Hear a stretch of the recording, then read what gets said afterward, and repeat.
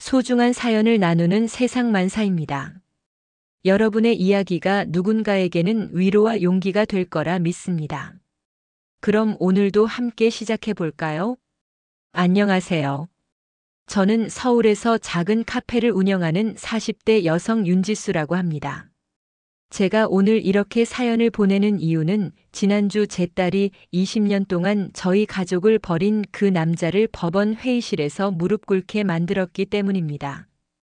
여러분, 만약 20년 만에 연락이 끊긴 아버지가 갑자기 전화를 걸어와서 이렇게 말한다면 어떻게 하시겠습니까? 내 사위가 판사라며 그 직업 좀 이용해서 돈 벌 수 있는 정보 없냐고. 축하 한마디 없이 그저 돈 뜯어낼 생각만 하는 그런 아버지를 말입니다. 저는 처음에 전화를 끊고 싶었습니다. 아니, 사실 울면서 소리를 지르고 싶었습니다. 하지만 제 딸 윤세나는 달랐습니다. 30살의 제 딸은 조용히 웃으면서 이렇게 말했습니다. 엄마, 드디어 기회가 왔네요. 제가 3년 동안 준비한 게 바로 이거예요. 그리고 일주일 뒤 제 딸은 그 남자를 지방 법원 회의실로 불러냈습니다. 판사인 사위의 도움을 받아 큰 돈을 벌 수 있다는 미끼를 던지면서요. 그 남자는 눈이 뒤집혀서 고급 정장에 가짜 명품 시계까지 차고 나타났습니다. 그리고 그곳에서 20년 전 자신이 저지른 사기 행각을 그대로 재현했습니다. 딸 앞에서 법원 회의실에서 모든 게 녹화되는 줄도 모른 채 제 이야기를 들어주시겠습니까? 20년 동안 제 가슴을 짓눌렀던 배신과 그 배신을 완벽하게 갚아낸 제 딸의 이야기를 말입니다. 모든 건 20년 전으로 거슬러 올라갑니다. 당시 저는 25살이었고 결혼한 지 5년째였습니다. 제 아버지 박진호는 대성물산이라는 중견기업의 마케팅 부장이었습니다. 번듯한 직함에 괜찮은 연봉, 우리 가족은 중산층의 평범한 삶을 살고 있었습니다. 적어도 겉으로는 그랬습니다. 제가 고등학교 2학년이던 어느 날 밤 집에 형사들이 들이닥쳤습니다. 아버지가 회사 자금을 횡령했다는 거였습니다. 금액이 얼마냐고 물었더니 10억 원이 넘는다고 했습니다. 어머니는 그 자리에서 기절하셨고 저는 멍하니 서 있을 수밖에 없었습니다. 더 충격적인 건 그 다음이었습니다. 아버지는 회사 돈만 빼돌린 게 아니었습니다. 우리 집 명의로 된 아파트, 어머니 명의의 예금, 심지어 제 이름으로 가입되어 있던 보험까지 모두 해지하거나 담보로 잡아 현금화했습니다. 그리고 그 돈을 들고 젊은 여자와 함께 사라졌습니다.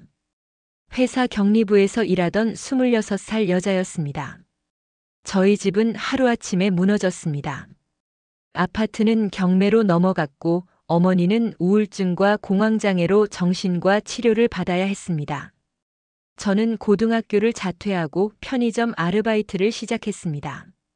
낮에는 편의점, 밤에는 음식점 설거지, 새벽에는 신문 배달까지 했습니다. 하지만 가장 힘든 건 돈 문제가 아니었습니다. 당시 5살이었던 제 딸 세나가 매일 밤 현관문을 바라보며 할아버지를 기다리는 모습이었습니다. 세나는 할아버지가 자기를 업어주고 과자를 사주고 동화책을 읽어주던 기억을 잊지 못했습니다. 그 아이는 매일 밤 이렇게 물었습니다. 엄마, 할아버지는 언제 와? 할아버지한테 오늘 유치원에서 있었던 일 말해줘야 하는데. 저는 그때마다 가슴이 찢어지는 것 같았습니다. 어떻게 5살 아이에게 할아버지가 우리를 버렸다고 말할 수 있겠습니까? 할아버지는 나쁜 사람이라고 다시는 오지 않을 거라고 어떻게 말할 수 있겠습니까? 세나는 1년 동안 할아버지를 기다렸습니다.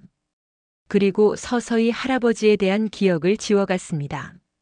아니, 지운 게 아니라 마음 깊은 곳에 묻어버린 거였죠. 나중에 알았습니다만 그 아이는 그때부터 마음속에 무언가를 결심했던 것 같습니다. 세나는 달라지기 시작했습니다. 유치원에서 돌아오면 혼자 책을 읽었고 초등학교에 들어가서는 전교 1등을 놓치지 않았습니다. 다른 아이들이 놀 때 세나는 공부했습니다. 친구들과 어울리는 것보다 도서관에 가는 걸 더 좋아했습니다. 저는 그런 딸이 안쓰러웠습니다. 엄마가 힘들게 사는 모습을 보며 너무 일찍 철이 들어버린 것 같았습니다. 가끔 딸에게 물었습니다. 세나야, 친구들이랑 놀고 싶지 않아? 그럼 딸은 이렇게 대답했습니다. 괜찮아요, 엄마. 저는 나중에 훌륭한 사람이 돼서 엄마를 행복하게 해줄 거예요. 그리고 할아버지 같은 나쁜 사람들을 혼내줄 거예요. 그 말을 들을 때마다 저는 가슴이 아팠습니다. 10살도 안 된 아이가 벌써 세상의 부조리를 알아버렸구나 하는 생각이에요. 세나는 계속 공부했고 명문대학교에 장학금을 받고 입학했습니다. 경영학과 법학을 복수 전공했고 졸업 후에는 대형 금융회사에 취직했습니다. 25살의 세나는 이미 연봉이 억 단위를 넘는 금융 전문가가 되어 있었습니다. 그리고 그 무렵 세나는 한 남자를 만났습니다. 정재민이라는 이름의 사법연수원생이었습니다. 재민 씨는 세나보다 5살 많았고 성실하고 원칙을 중요하게 생각하는 사람이었습니다. 두 사람은 서로에게 깊이 빠져들었고 2년 후 재민 씨가 판사로 임관하면서 결혼을 약속했습니다.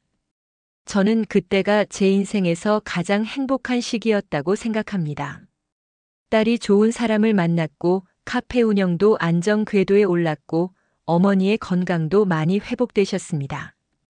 20년 만에 처음으로 저는 평화를 느꼈습니다. 그 남자가 우리 삶에서 남긴 상처가 마침내 아물고 있다고 믿었습니다. 하지만 세나는 달랐습니다. 나중에 알게 된 사실이지만 세나는 단 한 번도 그 남자를 잊은 적이 없었습니다. 대학교에 입학하던 날부터 세나는 조용히 그러나 집요하게 그 남자를 추적하고 있었습니다. 세나는 먼저 아버지가 저지른 사기 사건들을 조사했습니다. 대성물산에서의 횡령 사건은 시작일 뿐이었습니다.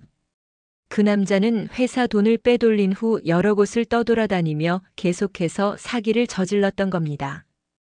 부동산 투자 사기, 주식 투자 사기, 심지어 중소기업 대표를 사칭해서 은행에서 대출을 받아 가로채는 사기까지.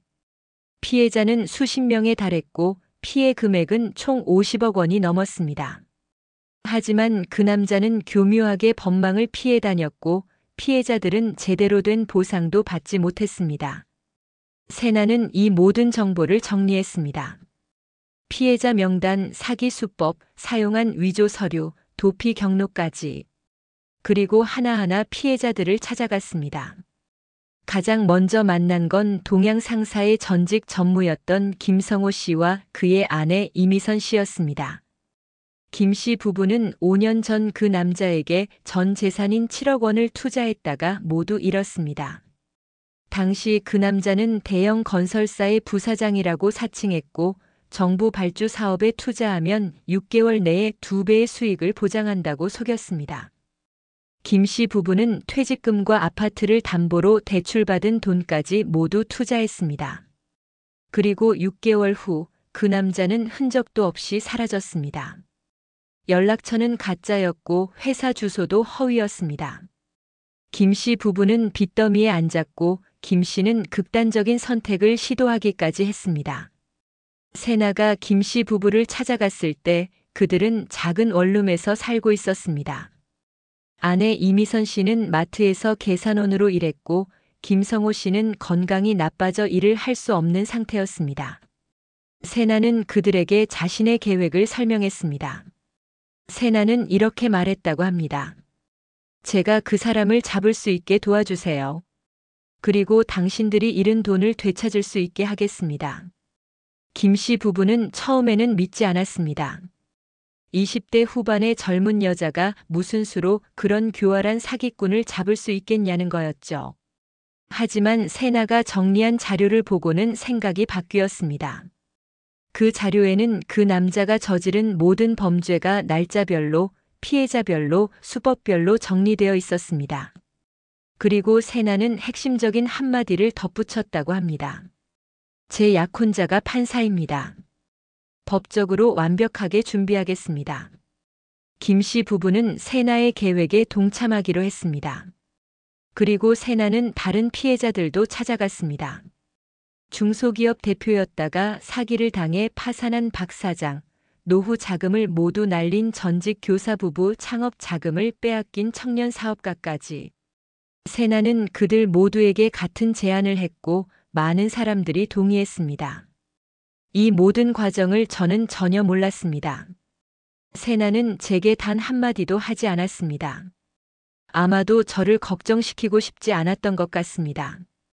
그리고 무엇보다 복수가 실패할 경우를 대비해서였을 겁니다.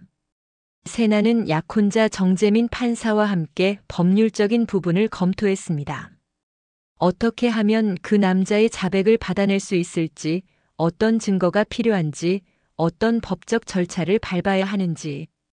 재민 씨는 판사로서의 권한을 이용하는 게 아니라 순전히 법률 전문가로서 조언을 해주었다고 합니다.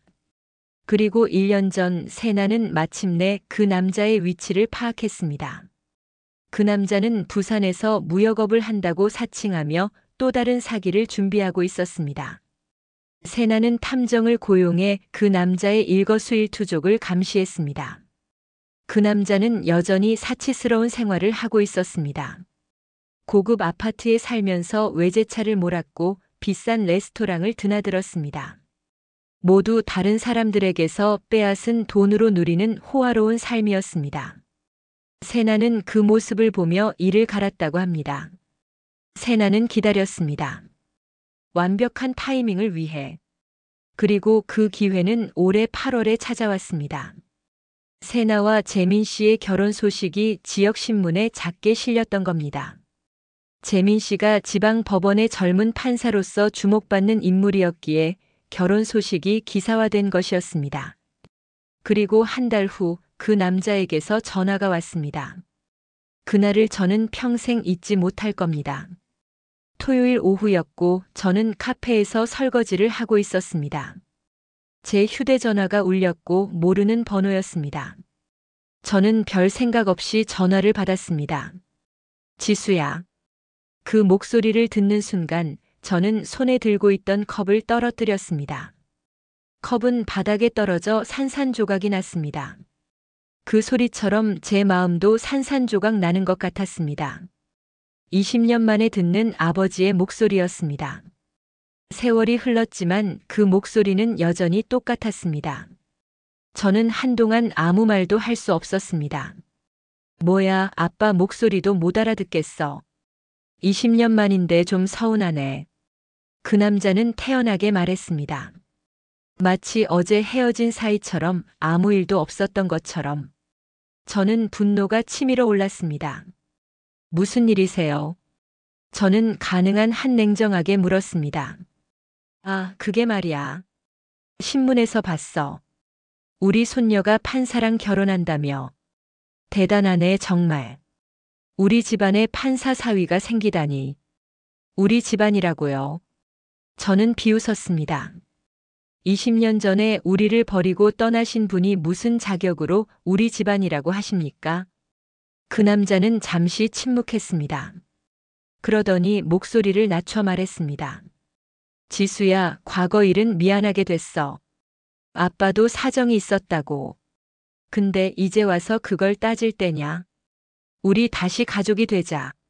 그리고 말이야, 내 사위가 판사잖아. 혹시 부동산 관련 정보 같은 거 있으면 아빠한테 좀 알려줄 수 없을까? 요즘 재개발 지역 투자가 대박이라던데. 저는 그 순간 모든 걸 깨달았습니다. 이 사람은 변하지 않았습니다. 20년 전이나 지금이나 똑같은 사기꾼이었습니다. 딸의 결혼을 축하하려는 게 아니라 사위의 직업을 이용해 돈을 벌 생각만 하고 있었습니다. 저는 손이 떨렸습니다. 분노 때문인지 슬픔 때문인지 알 수 없었습니다. 저는 그 자리에서 전화를 끊고 싶었습니다. 아니, 소리를 지르고 싶었습니다. 하지만 그러지 못했습니다. 잠깐만 기다리세요. 저는 떨리는 목소리로 말하고는 세나에게 전화를 걸었습니다. 세나는 주말에도 출근해서 일을 하고 있었습니다. 저는 울먹이는 목소리로 상황을 설명했습니다. 엄마, 진정하세요. 전화 끊지 마시고 제게 바꿔주세요. 세나의 목소리는 놀라울 만큼 침착했습니다. 저는 그 남자에게 딸이 전화를 받겠다고 말하고 세나에게 전화를 넘겼습니다. 그리고 세나와 그 남자의 통화를 옆에서 듣게 되었습니다. 세나는 처음에는 정중하게 말했습니다. 할아버지, 오랜만입니다. 윤세나입니다. 오, 우리 세나. 많이 컸겠네. 이제 결혼도 하고. 할아버지가 축하해준다. 감사합니다. 그런데 할아버지, 무슨 일로 연락하셨나요? 아, 그게 말이야. 할아버지가 요즘 사업을 좀 하는데 내 남편이 판사라며. 혹시 내부 정보 같은 거 있으면 할아버지 좀 도와줄 수 있을까? 큰돈 벌 수 있는 정보 말이야. 세나는 잠시 침묵했습니다. 그리고는 조용히 말했습니다. 할아버지, 제 남편은 판사입니다. 부정한 일에 관여할 수 없습니다. 야, 이게 뭔 소리야? 가족끼리 서로 좀 도와주는 게 뭐가 부정한 일이냐? 요즘 세상이 다 그렇게 돌아간다고. 저희는 그렇게 살지 않습니다. 세나의 목소리는 단호했습니다. 그러자 그 남자의 목소리가 변했습니다. 너 이거 사, 할아버지한테 그게 무슨 말버릇이야. 20년 전 일은 다 잊고 다시 시작하자고 손 내미는 건데 이렇게 나오면 나도 할 말이 있어. 법적으로 따지면 너희 엄마가 나한테 줘야 할 양육비가 얼마인지 알아. 저는 그 말을 듣고 숨이 막혔습니다. 20년 동안 양육비 한 푼 보내지 않았으면서 이제 와서 양육비를 운운하다니. 세나는 웃었습니다. 차갑고 냉소적인 웃음이었습니다. 좋습니다. 할아버지가 그렇게 나오시면 저도 할 말이 있습니다. 할아버지, 제 남편 근무지가 어디인지 아세요? 지방 법원입니다. 11월 5일 오후 2시에 법원 회의실로 오세요. 남편도 그 자리에 있을 겁니다. 할아버지가 원하시는 정보 그때 드리겠습니다. 그 남자는 잠시 의심하는 듯 했습니다. 너 지금 장난치는 거 아니지? 장난이 아닙니다. 20년 만에 다시 만나는데 전화로 대충 이야기할 수는 없잖아요. 제대로 만나서 이야기하시죠. 그래, 알았어. 그럼 5일날 보자. 전화가 끊겼습니다. 세나는 조용히 한숨을 쉬었습니다. 그리고 저를 보며 말했습니다. 엄마, 드디어 왔어요. 제가 3년 동안 기다리던 순간이요. 세나야, 무슨 계획이 있는 거니? 저는 불안했습니다. 그 남자를 다시 만난다는 것 자체가 두려웠습니다. 엄마, 걱정하지 마세요. 저는 3년 동안 준비했어요. 그 사람이 저지른 모든 범죄를 추적했고 피해자들을 찾았고 증거를 모았어요. 이제 마지막 퍼즐 조각을 맞출 차례예요. 그 다음 일주일은 제 인생에서 가장 긴 시간이었습니다. 세나는 매일 밤 재민 씨와 만나 무언가를 계획했고 저는 불안과 두려움 속에서 하루하루를 보냈습니다. 세나는 김성호 씨 부부에게 연락했습니다. 그리고 특수분장 전문가를 소개했습니다. 계획은 이랬습니다. 김 씨 부부가 60대 노부부로 변장해서 세나의 시부모인 척 연기하는 것이었습니다. 그리고 그 남자가 김 씨 부부 앞에서 사기를 치도록 유도하는 겁니다. 왜 굳이 이런 방법을 쓰냐고 제가 물었을 때 재민 씨가 설명해 주었습니다. 어머님, 그 사람이 20년 전에 저지른 범죄는 이미 공소시효가 지났습니다. 법적으로 처벌할 수 없어요. 그래서 새로운 범죄를 저지르게 만들어야 합니다. 우리가 만든 함정에 그 사람이 스스로 걸려들게 하는 거죠. 하지만 위험하지 않을까요? 걱정하지 마세요. 모든 과정은 법원 회의실 안에서 이루어집니다. CCTV와 녹음 장치가 모두 작동하고 있을 거예요. 그리고 검찰과도 이미 협조 체계를 구축해 놨습니다. 세나는 그 남자에게 다시 전화를 걸었습니다. 그리고 구체적인 정보를 흘렸습니다. 시부모님이 대기업 회장 출신이고 현재 부동산 투자에 관심이 많다는 거짓 정보였습니다. 그 남자는 완전히 미끼를 물었습니다. 와, 대기업 회장이라고. 그럼 돈이 엄청 많겠네. 좋아. 내가 확실한 투자처를 소개해 줄게. 시부모님한테도 좋은 기회가 될 거야. 세나는 냉정하게 대답했습니다. 그럼 5일날 직접 말씀해 보세요. 시부모님도 함께 계실 겁니다. 11월 5일 드디어 그날이 왔습니다. 저는 너무 긴장한 나머지 카페 문을 닫고 집에 있었습니다. 세나는 아침 일찍부터 준비를 시작했습니다. 재민 씨는 법원으로 먼저 가서 회의실을 준비했습니다. 김성호 씨 부부는 오전 10시부터 특수분장을 시작했습니다. 전문 분장사가 그들의 얼굴에 실리콘 마스크를 씌우고 노인 분장을 했습니다. 40대 후반의 김 씨 부부는 60대 후반의 노부부로 완벽하게 변신했습니다. 오후 1시 세나가 저를 법원으로 데려갔습니다. 저는 떨리는 마음으로 법원 건물에 들어섰습니다. 재민 씨가 저희를 맞이했습니다. 어머님 걱정하지 마세요. 모든 준비가 끝났습니다. 회의실에는 이미 김 씨 부부가 노부부로 변장하고 앉아 있었습니다. 그들의 모습은 정말 놀라웠습니다. 완벽하게 다른 사람이었습니다. 심지어 목소리까지 연습해서 노인 특유의 떨리는 음성을 흉내내고 있었습니다. 세나가 저희에게 계획을 다시 한번 설명했습니다.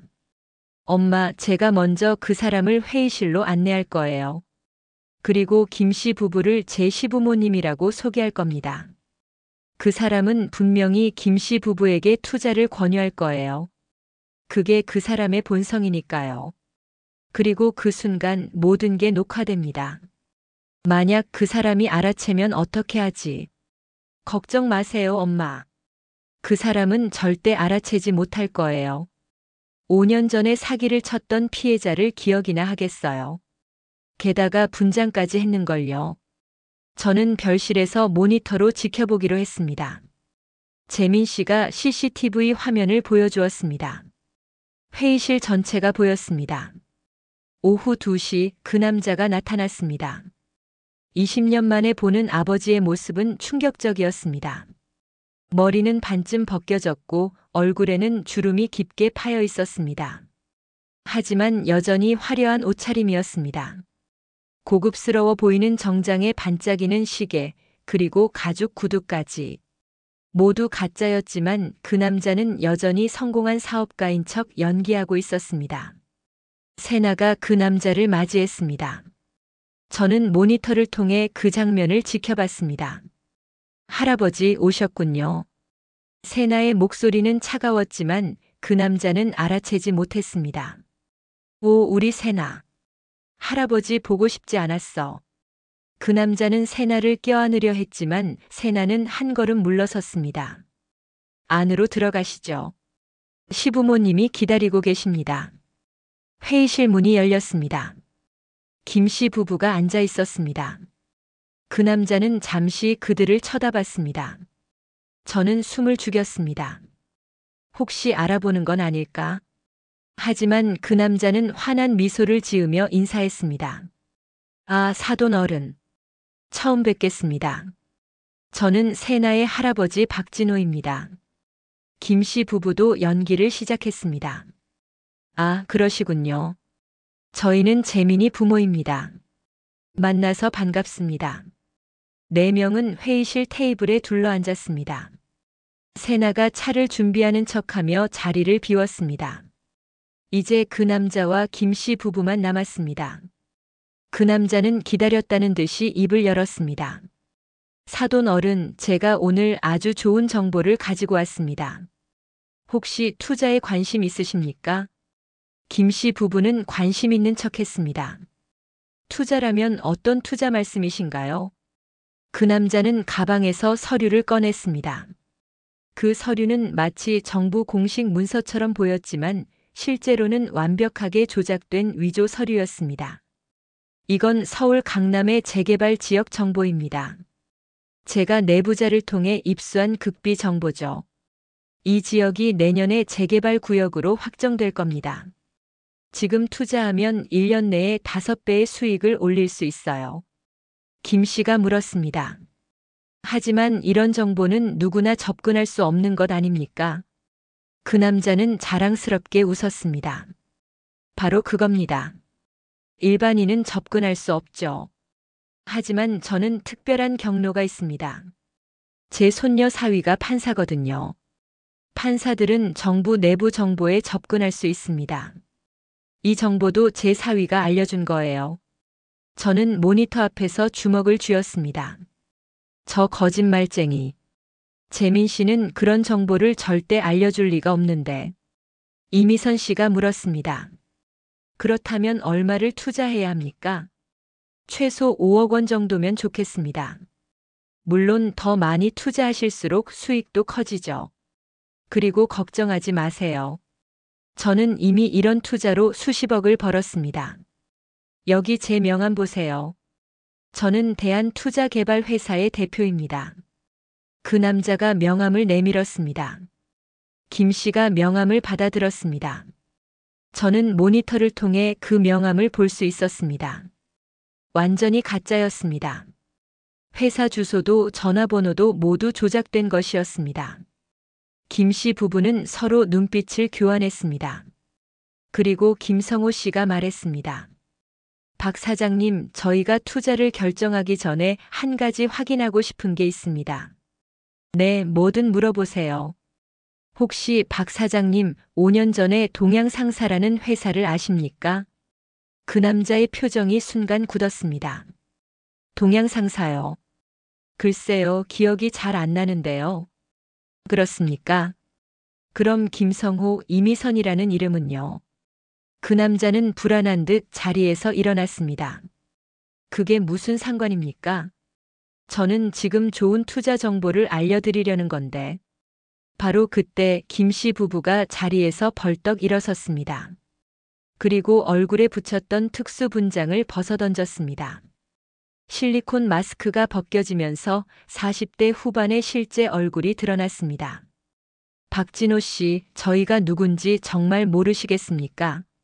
5년 전 당신에게 전 재산 7억 원을 투자했다가 모두 잃고 죽을 고비를 넘긴 동양상사 전무 김성우와 그 아내 이미선입니다.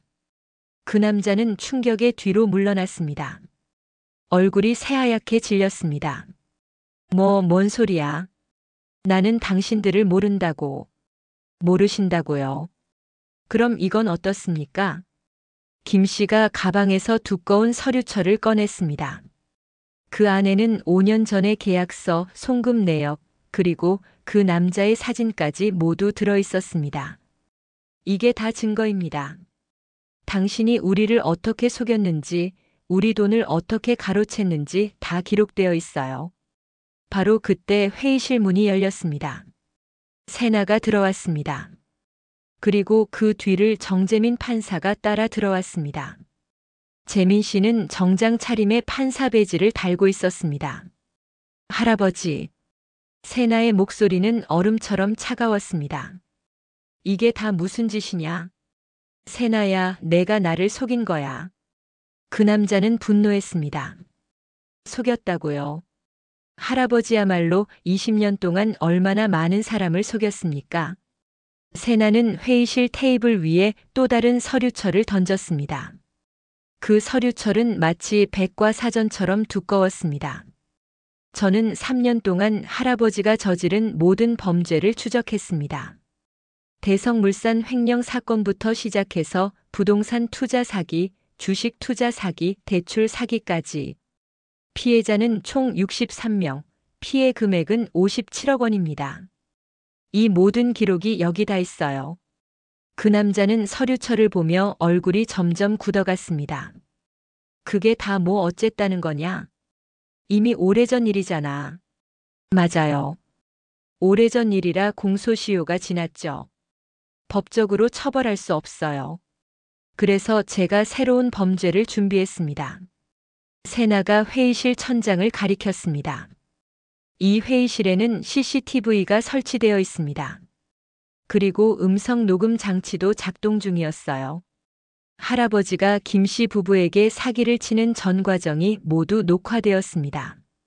판사 사위의 정보를 이용한다고 거짓말하면서 투자를 권유한 것, 위조 서류를 제시한 것, 가짜 명함을 건넨 것까지 전부요. 그 남자는 비틀거렸습니다. 이건 함정이야. 너희가 나를 함정에 빠뜨린 거잖아. 맞아요. 함정이죠. 할아버지가 20년 동안 수십 명의 사람들에게 쳐놓은 함정처럼요. 차이가 있다면 할아버지의 함정은 죄 없는 사람들을 파멸시켰지만 제 함정은 범죄자를 잡기 위한 거예요. 재민 판사가 앞으로 나섰습니다. 박진호 씨, 저는 판사 정재민입니다. 오늘 여기서 벌어진 모든 일은 적법한 절차에 따라 진행되었습니다. 검찰과도 이미 협조 체계를 구축했고 수사관들이 대기 중입니다. 바로 그 순간 회의실 문이 다시 열렸습니다. 검찰 수사관 4명이 들어왔습니다. 그들은 그 남자에게 다가갔습니다. 박진호 씨, 당신을 사기 및 특정 경제범죄 가중처벌법 위반 혐의로 체포합니다. 수사관이 수갑을 꺼냈습니다. 그 남자는 패닉 상태에 빠졌습니다. 안 돼, 이럴 수는 없어. 세나야, 나는 내 할아버지야. 제발 이러지 마. 그 남자는 세나에게 애원했습니다. 하지만 세나의 표정은 조금도 흔들리지 않았습니다. 할아버지라고요. 20년 전 우리를 버리고 떠났을 때 할아버지는 이미 우리 가족이 아니었어요. 매일 밤 할아버지를 기다리던 5살 어린아이를 기억하세요. 그 아이가 얼마나 울었는지, 얼마나 할아버지를 그리워했는지 아세요. 세나의 목소리가 떨렸습니다. 20년 동안 억눌렀던 감정이 터져나오는 것 같았습니다. 저는 10살 때 결심했어요. 언젠가 할아버지를 찾아서 반드시 대가를 치르게 하겠다고. 그리고 오늘 그 약속을 지켰어요. 수사관들이 그 남자에게 수갑을 채웠습니다. 그 남자는 여전히 믿을 수 없다는 표정으로 세나를 쳐다봤습니다. 내가 이걸 다 계획한 거냐? 네. 3년 동안 준비했어요. 할아버지를 찾고 피해자들을 만나고 증거를 모으고 법적 절차를 준비했어요. 모든 게 할아버지를 이 자리에 세우기 위한 거였어요. 수사관들이 그 남자를 끌고 나가기 시작했습니다. 그 남자는 마지막으로 세나를 돌아봤습니다. 세나야, 미안하다. 할아버지가 잘못했어. 용서해다오. 세나는 고개를 저었습니다. 용서는 피해자들이 하는 겁니다. 저는 할아버지에게 상처받은 수십 명의 사람들을 대신해서 할아버지를 법정에 세운 것뿐이에요. 그리고 할아버지, 한 가지 명심하세요. 피만 나눴다고 해서 가족이 되는 게 아닙니다. 진정한 가족은 서로를 지키고 사랑하는 사람들이에요. 그 남자가 끌려나갔습니다. 회의실에는 세나, 재민 씨, 김 씨 부부만 남았습니다. 저는 별실에서 나와 회의실로 달려갔습니다. 세나야. 저는 딸을 끌어안았습니다. 세나도 저를 안았습니다. 그리고 처음으로 울기 시작했습니다. 20년 동안 참았던 눈물이 터져 나왔습니다. 엄마, 드디어 끝났어요. 우리를 괴롭혔던 악몽이 끝났어요. 세나는 제 품에서 한참을 울었습니다. 저도 같이 울었습니다. 김 씨 부부도 눈물을 흘렸습니다. 5년 동안 기다렸던 정의가 마침내 실현된 순간이었습니다. 며칠 후 재판이 시작되었습니다. 그 남자는 상습 사기 혐의로 기소되었습니다. 세나가 모은 증거들은 완벽했습니다. 과거의 피해자들도 모두 증인으로 나섰습니다. 재판은 석 달 동안 진행되었고 결국 그 남자에게 징역 10년이 선고되었습니다. 그 남자가 끌려가던 날 법정 복도에서 세나와 마주쳤습니다. 그 남자는 수갑을 찬 채로 세나를 바라봤습니다. 세나야, 할아버지는 정말 내가 이렇게까지 할 줄 몰랐어. 세나는 차갑게 대답했습니다. 할아버지도 저를 버렸을 때 제가 이렇게 잘할 줄 몰랐겠죠. 하지만 저는 자랐어요. 할아버지 없이도, 아니 할아버지가 없었기 때문에 더 강하게 자랐어요. 재판이 끝난 후 세나는 놀라운 결정을 내렸습니다. 그 남자에게서 압류될 예정이었던 재산이 있었습니다. 법적으로는 세나와 저에게도 일부 배상을 받을 권리가 있었습니다. 하지만 세나는 그 돈을 모두 거절했습니다. 엄마, 저희는 그 사람 돈이 필요 없어요. 대신 그 돈을 다른 피해자들에게 돌려주세요. 세나는 법원에 탄원서를 제출했습니다. 그 남자의 모든 재산을 피해자들에게 분배해달라는 내용이었습니다. 김성호 씨 부부를 비롯한 여러 피해자들이 일부나마 보상을 받을 수 있었습니다. 김 씨 부부는 세나에게 감사를 표했습니다.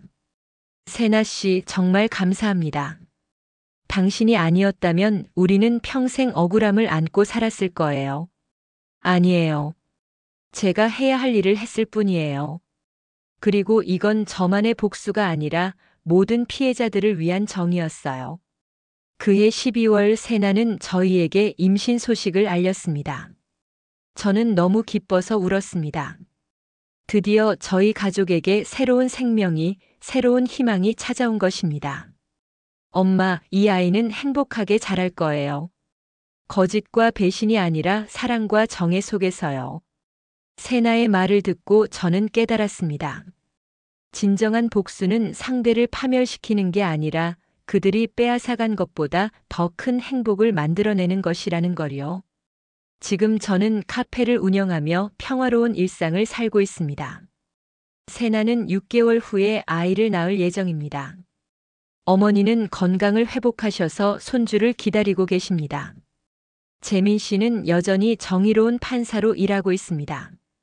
가끔 그 남자를 생각합니다. 감옥에서 자신이 저지른 죄를 반성하고 있을까요? 아니면 여전히 자신이 피해자라고 생각하고 있을까요? 저는 더 이상 그게 중요하지 않다는 걸 알았습니다. 중요한 건 저희 가족이 다시 행복을 찾았다는 것입니다. 오늘 제가 이 사연을 보내는 이유는 여러분께 말씀드리고 싶은 게 있어서입니다. 세상에는 나쁜 사람들이 있습니다. 그들은 다른 사람들을 속이고 상처 주고 버립니다. 하지만 그들 때문에 우리의 인생이 망가지게 내버려 둘 필요는 없습니다. 제 딸은 20년 동안 복수를 준비했습니다. 하지만 그건 단순한 복수가 아니었습니다. 정의를 실현하고 다른 피해자들을 돕고 우리 가족의 명예를 되찾는 일이었습니다. 그리고 무엇보다 상처받은 어린 소녀가 강하고 정의로운 여성으로 자라는 과정이었습니다. 여러분도 누군가에게 상처받고 배신당하고 버려진 적이 있나요? 그렇다면 기억하세요. 그 상처가 여러분을 정의하지 않습니다. 여러분이 그 상처를 어떻게 극복하느냐가 여러분을 정의합니다. 제 딸은 할아버지의 배신을 증오로 키우지 않았습니다. 대신 그것을 정의를 향한 열정으로 바꿨습니다. 그리고 마침내 그 정의를 실현했습니다. 이제 저희는 과거에서 벗어났습니다. 그 남자는 더 이상 저희 인생의 일부가 아닙니다. 저희는 피가 아니라 사랑으로 연결된 진정한 가족입니다. 그리고 곧 태어날 아이는 증오가 아니라 사랑 속에서 자랄 것입니다. 여러분, 어둠은 언제나 빛을 이길 수 없습니다. 거짓은 언제나 진실 앞에 무너집니다. 그리고 정의는 비록 늦더라도 반드시 실현됩니다. 제 이야기가 누군가에게 희망이 되기를 바랍니다. 상처받은 모든 분들이 치유를 받고 배신당한 모든 분들이 정의를 찾고 버려진 모든 분들이 사랑을 되찾기를 진심으로 기도합니다. 감사합니다.